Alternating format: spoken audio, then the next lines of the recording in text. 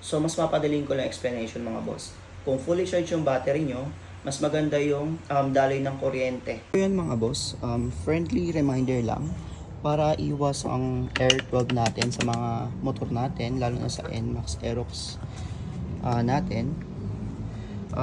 Wag na wag nyong hahayaan na bumaba itong battery nyo.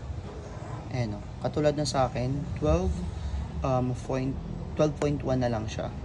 Bakit ko nasabi? May papakita akong chart sa inyo.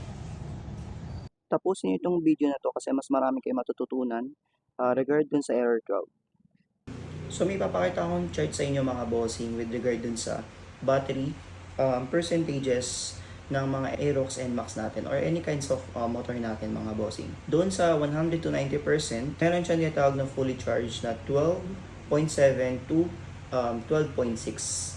Ayun yung fully charged niya mga boss. Then from 89 to 75%, meron na lang siyang 12.6 to 12.4. Ayun yung strong charge pa siya.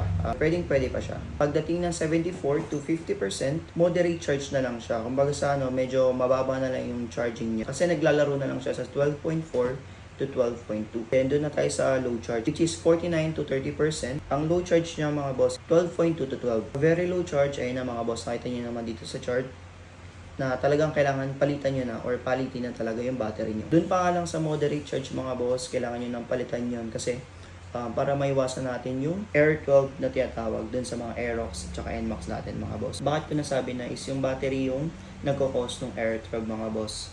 Based dun sa research na nakita ko, mas fully charged yung battery natin, mas mababa yung amperahe na kumukonecta from male to female socket.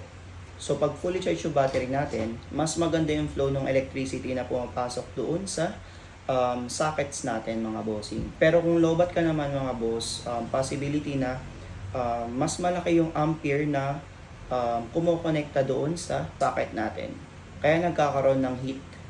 Ayun yung nagiging cause ng Air 12 na tinatawag mga bossing. Kung mas fully charged yung battery natin, hindi magkakos ng heat kasi mababa lang yung binibigay niyang amperahe. So, pag lobat yung motor nyo, ang tendency nun is magcha-charge yung battery nyo. So, mangyayari, iinit yung socket nyo mga boss. So, mas mapadaling ko lang explanation mga boss. Kung fully charged yung battery nyo, mas maganda yung daloy ng kuryente. Mas mababa lang yung amperahe ng daloy ng kuryente. Kesa lobat ka, habang nakastart yung motor mo, magcha-charge lang siya mga boss. So, yun yung magiging cause ng heat doon sa socket mga bossing. Kaya nagkakaroon ng Air 12. So much better na lagi nating mine-maintain na fully charged or kahit mga strong charge lang yung battery natin based dun sa chart. Ayun mga boss, magpapalit na tayo ng battery ni Mateo. Check ulit natin yung voltage nito mga boss. Ayun.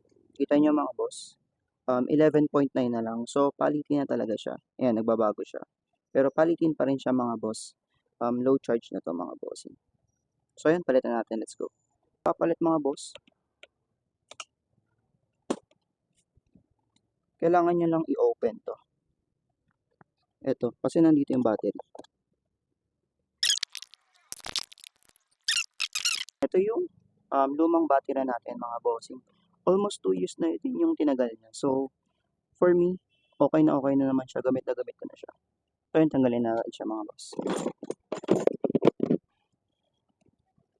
Make sure lang na tama yung pagbabalik nyo ng mga wirings mga boss. Since DIY lang yung gagawin natin, much better na videohan nyo rin yung ginagawa nyo.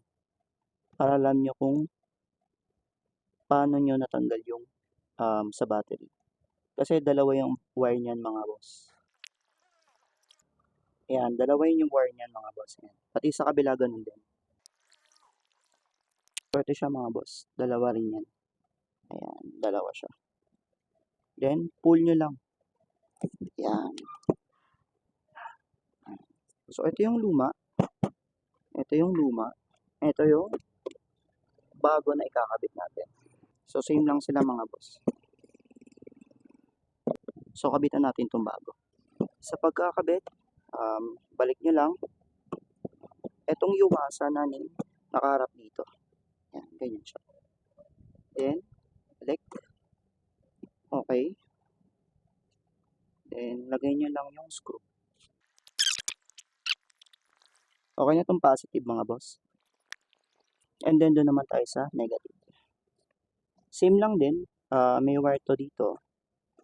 Ilapat nyo lang 'tong itim na 'to, dito, yan. So ayan mga boss, nakabit na natin yung bagong, battery natin na Yuasa. Okay na naman siya, so check muna natin bago natin, isarado.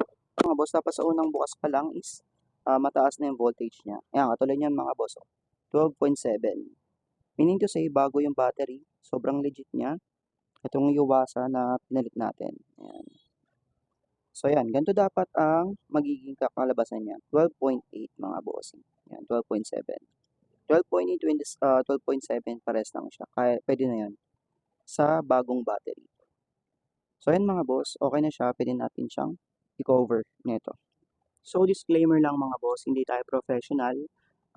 Nagse-search din tayo kasi mas okay na yung may alam kaysa sa nagmomotor lang tayo. Mas maigi na yung meron tayong basic knowledge regard dun sa mga motor natin. Conclusion ko, regard dun sa Air 12, much better na gamitin natin siya araw-araw. Kung hindi naman natin siya gagamitin araw-araw, much better na buksan lang natin siya for kahit mga 1 minute, gano'n, 2 minutes, 1 to 2 minutes, buksan lang natin yung motor natin. Para yung battery health ng motor natin is mas maging okay. Kasi may possibility na nakatambak lang yan, hindi natin nagagamit. Much better na kahit mga 1 to 5 minutes, ganun, sabihin natin 1 to 5 minutes, buksan natin siya, paandarin natin siya. Kaysa yung tatambak lang natin siya, malolobat lang yung battery natin mga boss. Kahit na sabihin natin na hindi siya ginagamit, hindi ibig sabihin na hindi malolobat yung battery mga boss.